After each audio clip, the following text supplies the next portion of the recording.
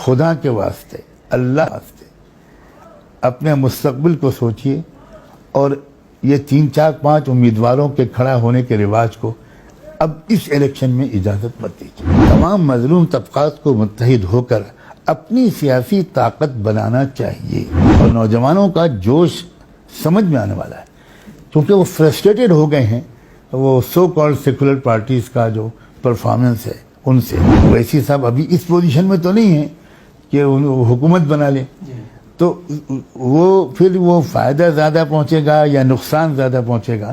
میں سمجھتا ہوں اس بات کو میں اپنی زبان سے کھول کر کہوں اس کی کوئی ضرورت نہیں ہے۔ بی جے پی کی آنے کی ساری ذمہ داری اویسی صاحب پر ہے، یہ تو بالکل بکواس ہے، یہ تو بالکل لغو بات ہے۔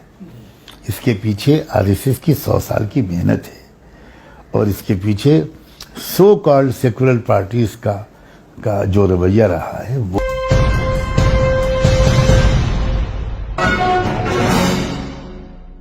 2022 میں سب سے بڑا راجیہ اتر پردیش ہے، اور اتر پردیش میں مسلمانوں کی آبادی بھی 18% کے قریب ہے، اور تمام ہی پارٹیاں سیکولر پارٹیاں مسلمانوں کو سادھنے میں لگی ہوئی ہیں۔ لیکن دیکھنے میں یہ آ رہا ہے کہ اگر کہیں لنچنگ ہوتی ہے، کوئی معاملہ ہوتا ہے، تو سیکولر پارٹیاں پوری طرح سے خاموش ہیں۔ اگر اسی طرح کی گھٹنا کسی دلت کے ساتھ ہوتی ہے تو آپس میں ہوڑ لگ جاتی ہے، کس طرح سے اس کے گھر پر پہنچا جائے، معاوضہ دیا جائے۔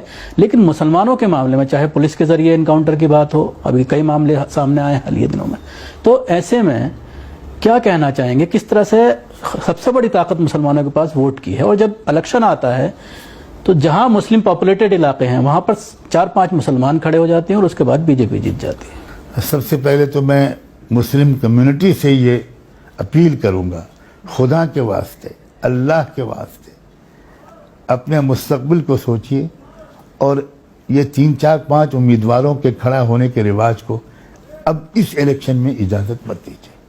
یہ خودکشی ہوگی، اس میں کوئی شک نہیں ہے۔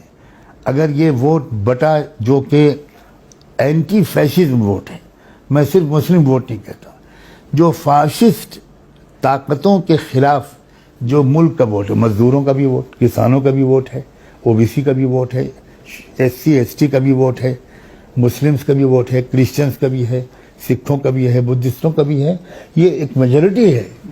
یہ اگر اس وقت کنسولیڈیٹ ہو کر ہر جگہ پر یہ دیکھے کہ کون سی پارٹی اس پوزیشن میں ہے کہ وہ ملک کو ان لوگوں سے چھٹکارا دلا سکے، تو چاہے ہم اس پارٹی کے پرفارمنس سے یا پالیسیز سے 100% ایگری نہ کریں، لیکن اگر یہ چیز پائی جاتی ہے تو ہم اس کو ووٹ کریں۔ باقی آگے تمام مظلوم طبقات کو متحد ہو کر اپنی سیاسی طاقت بنانا چاہیے۔ یہ تو اب بالکل لازم ہے، یہ کام بہت پہلے ہونا چاہیے تھا، لیکن تمام مظلوم طبقات کو متحد ہو کر اپنی ایک سیاسی طاقت بنانی چاہیے، مگر اس الیکشن میں اس کا ابھی رسک نہیں لیا جا سکتا۔ اسدالدین اویسی صاحب جو وہاں پر جا رہے ہیں تو اس کو کس طرح سے دیکھتے ہیں؟ میں سمجھتا ہوں میرے جواب میں وہ سب آ گیا۔ ووٹ کو ڈیوائیڈ نہیں ہونا چاہیے۔ اویسی صاحب ہمارے پرسنل بورڈ کے بھی ساتھی ہیں، میرے ذاتی طور پر بھی ان سے تعلقات ہیں، اور وہ بہت باصلاحیت آدمی ہے، ڈائنامک شخصیت ہے، پڑھے لکھے آدمی ہیں۔ لیکن میں اس وقت یہ سمجھتا ہوں کہ مسلمانوں کی ہزار جذباتیت ہو نوجوانوں کی، اور نوجوانوں کا جوش سمجھ میں آنے والا ہے کیونکہ وہ فرسٹریٹڈ ہو گئے ہیں وہ سو کالڈ سیکولر پارٹیز کا جو پرفارمنس ہے ان سے۔ لیکن اس وقت غصے کا وقت نہیں ہے، اس وقت عقل مندی کا وقت ہے، کیونکہ اس وقت اگر ہمارے ووٹ ڈیوائیڈ ہوئے تو ظاہر ہے کہ اویسی صاحب ابھی اس پوزیشن میں تو نہیں ہیں کہ حکومت بنا لیں، تو وہ فائدہ زیادہ پہنچے گا یا نقصان زیادہ پہنچے گا؟ میں سمجھتا ہوں اس بات کو میں اپنی زبان سے کھول کر کہوں اس کی کوئی ضرورت نہیں ہے، ہر شخص سمجھ سکتا ہے۔ ایک بات وہ تمام پروگرامز میں کہہ رہے ہیں کہ جس طرح سے میرے اوپر یہ الزام لگایا جاتا ہے کہ میرے آنے سے بی جے پی نکل جائے گی۔ 2014 میں اتر پردیش میں نہیں تھا، 2017 میں نہیں تھا ودھان سبھا میں، اور ابھی 2019 لوک سبھا میں بھی نہیں تھا، پھر بھی بی جے پی آئی۔ میں اس وقت اس موضوع پر زیادہ بات نہیں کرنا چاہتا۔ میں بی جے پی کی آنے کی ساری ذمہ داری اویسی صاحب پر ہے، یہ تو بالکل بکواس ہے, یہ تو بالکل لغو بات ہے. اس کے پیچھے RSS کی 100 سال کی محنت ہے, اور اس کے پیچھے سو کالڈ سیکولر پارٹیز کا جو رویہ رہا ہے وہ ہے. اویسی صاحب کی وجہ سے BJP آئی, یہ تو کوئی بالکل ہی بے خبر آدمی کہہ سکتا ہے.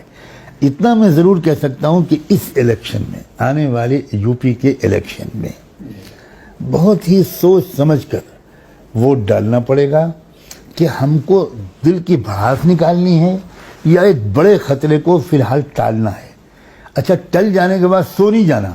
مان لیجئے BJP کو UP الیکشن میں کامیابی نہیں ملی اور کوئی ایسی پارٹی جو اپنے کو سیکولر کہتی ہے وہ اس کی حکومت آ گئی, تو ہماری مصیبت یہ ہوتی ہے کہ ہم سمجھتے ہیں کہ بس ہم نے اپنا گول اچیو کر لیا, اب ہم 5 سال کے بعد جب اگلا الیکشن آئے گا تب جاگتے ہیں. یہ نہیں ہونا چاہیے.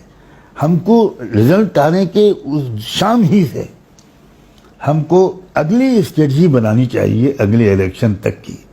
تو جو سماجی محنت کرنی پڑتی ہے سوشل ڈیموکریسی کے قائم کرنے کے لیے, ڈاکٹر امبیڈکر نے بہت صحیح کہا تھا جس وقت انہوں نے کانسٹیٹیوشن پٹ اپ کیا اور پیش کیا کانسٹیٹیوشن اسمبلی کو, تو اس وقت انہوں نے کہا تھا کہ پولیٹیکل ڈیموکریسی تب قائم ہو سکتی ہے جب سوشل ڈیموکریسی قائم ہو جائے. تو سوشل ڈیموکریسی کا مطلب یہ ہے کہ یہ مظلوم طبقات آپس میں پہلے متحد ہوں. تو یہ کام جو ہو بھی رہا ہے اس کی رفتار بہت تیز ہونی چاہیے الیکشن کے نتیجے آنے کے بعد, چاہے نتیجے پازیٹیو آئیں چاہے نیگیٹو آئیں, لیکن یہ کوشش جاری رہنی چاہیے. اور چونکہ میں اس کوشش سے تھوڑا بہت جڑا ہوا ہوں اور میں جان رہا ہوں کہ زمینی حالت ہے کیا. بعض لوگ BJP کو ووٹ ڈال رہے ہیں کسی پردھان کے ڈر سے, کسی مکھیا کے ڈر سے. یہ مجھے معلوم ہے گاؤں کی صورتحال کیا ہے. تو جب وہ لوگ اس ڈر سے تھوڑا سا ان کو نکلنے کی امید ہوگی تو ان کا ووٹ بھی شاید صحیح ڈائریکشن میں پڑے.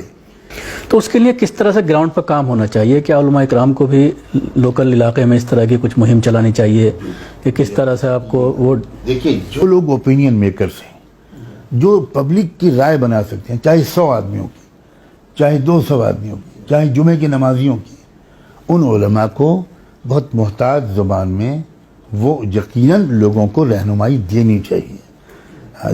وہ اس طرح کی زبان تو نہ بولیں جیسے سیاسی پارٹیاں بولتی ہیں, ورنہ مسجد کے اندر اختلاف پیدا ہو جائے گا. لیکن ان کو عوام کو ایجوکیٹ ضرور کرنا پڑے گا. یہ غلطی ہوئی ہے. لیکن کہا جاتا ممبر سے سیاست کی بات نہیں کرنی. اسی طرف میں نے اشارہ کیا ہے, اسی طرف میں نے اشارہ کیا ہے. لیکن میرا خیال یہ ہے کہ حالات اتنے اس جگہ پہنچ گئے ہیں کہ اب پہلی جیسی بات شاید نہ رہے اور لوگ کچھ کہنے کی اجازت دے دیں. البتہ یہ ضرور ہے کہ ذرا محتاط زبان بولنی چاہیے, ایسے الفاظ بولنے چاہیے جس سے پیغام بھی پہنچ جائے اور ہم پر راجنیت کرنے کی کوئی الزام نہ لگ سکے.